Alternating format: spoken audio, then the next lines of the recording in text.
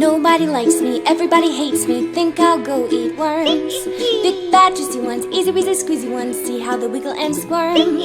Down goes the first.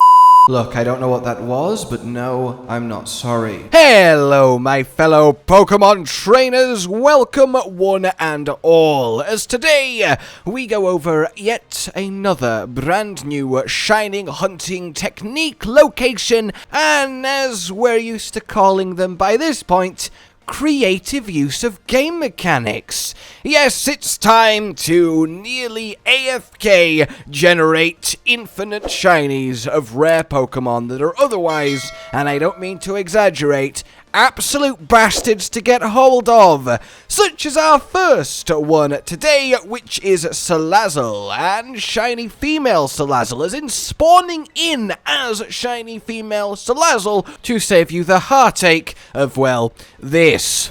Any day now. Oh, yes, come on, please. Please, come on. Ah, God damn! Yes, I wish I had known about this placement method before I spent ages getting my shiny Salazzle. In any case, this cave is beautiful. You can say that about a cave, right? You can say that about a cave. In any case, you want to head to the Pokemon Center at the southwest of the map, ride up and leap off the mountain, glide all the way down to sea level, and head into this cave here. It's quite a small cave, and I would recommend getting rid of or capturing the Tera Pokemon wandering around in here, as otherwise it will just never leave you alone while you're actually doing the method. Once that's taken care of, then you want to put down a picnic and choose your weapon of choice. Or, I guess more accurately, eat your sandwich of preference, which is a lot less badass sounding, but in this case, of course, we want either the fire or the poison sandwich.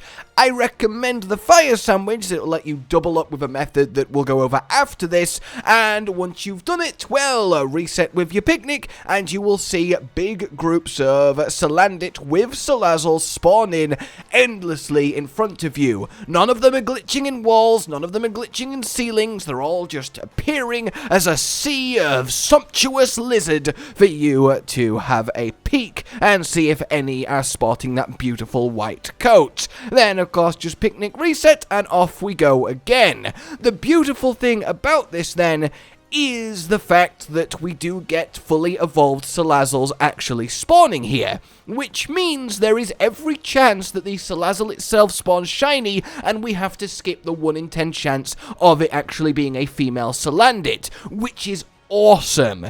Things like Cute Charm don't work anymore as they don't affect Pokemon spawning in, and gender is set when Pokemon spawn in. So it really is an awkward, annoying one to get, and this cave really is that beautiful, perfect solution. Eventually then, you will get your shiny Salandit spawn in like I did here, and then you will walk up to it, and much like I did here, realize this is worthless. But hey, as I alluded to at the start, I already have my shiny female Salazzle, so all's well that ends well. So, we're not done yet. This cave was on me, but of course I want to bring you another ridiculously awesome find method location by our friend Mr. Sakura Games. For this one then, you want to head to the hottest place in Paldea, also known as the desert, and your aim is to go to this little stump of rock in the top right of it. This is a really good stump of rock, because this rock will let you easily, infinitely, half AFK, just picnic resetting shiny farm every single Pokemon that spawns in the area. I'll give you 2 good examples, but that gives you a lot of options here, and it lets you just get them all. So remember how I recommended that you eat the fire sandwich if you're going after the Salazzle, because on the fortunate chance you get a shiny before it runs out, you can head straight here and start your hunt for La Vesta, or indeed, of course, eventually leading to a shiny Volcarona, who is one of my favorite Pokemon, and I really do like the shiny too. There's a little bit of Finnicus. The great Emperor Finnicus was merciful.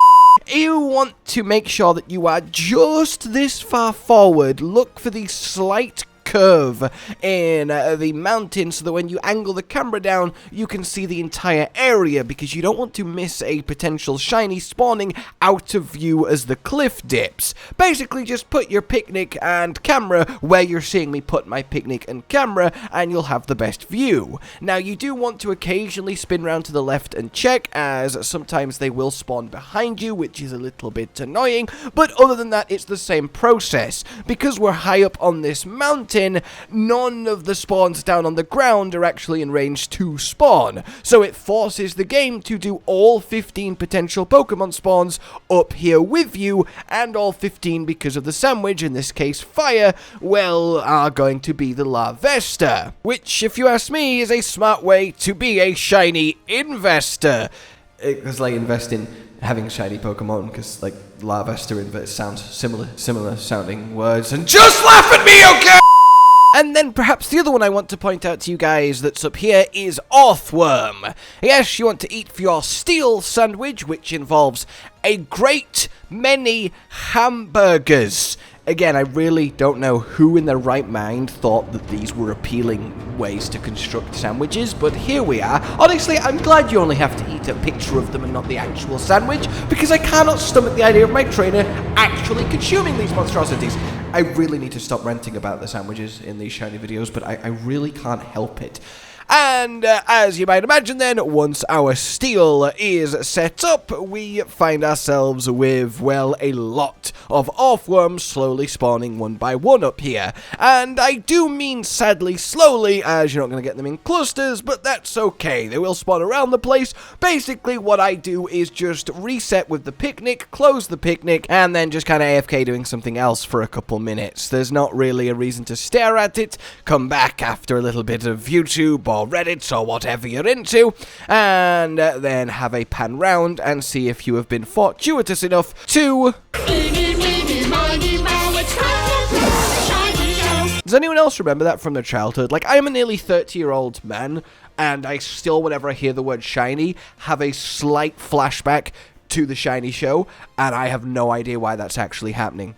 In any case then, guys, this is your lot for today. 2 very good spots for a lot of very good Pokemon, and I hope you have very much enjoyed it, and I hope you have a lot of good luck when it comes to your shiny farming. I think it's fascinating that we can use the fact that this game is, let's be honest, not made the bestly to find these obscure spots of geometry that are set up in such a way that takes advantage of the game's own spawning mechanisms to make it so that you can only individual encounter in a very effective way the Pokemon you're after, and really shiny hunting has never been easier in a big way. In any case, like if you enjoyed this, subscribe and hit the bell for more, consider supporting the future channel on Patreon down below, and until we meet again, a goodbye.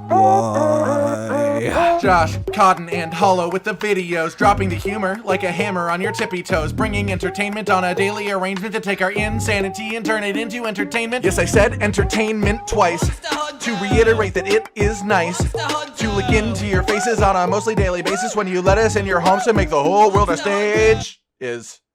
Goodbye.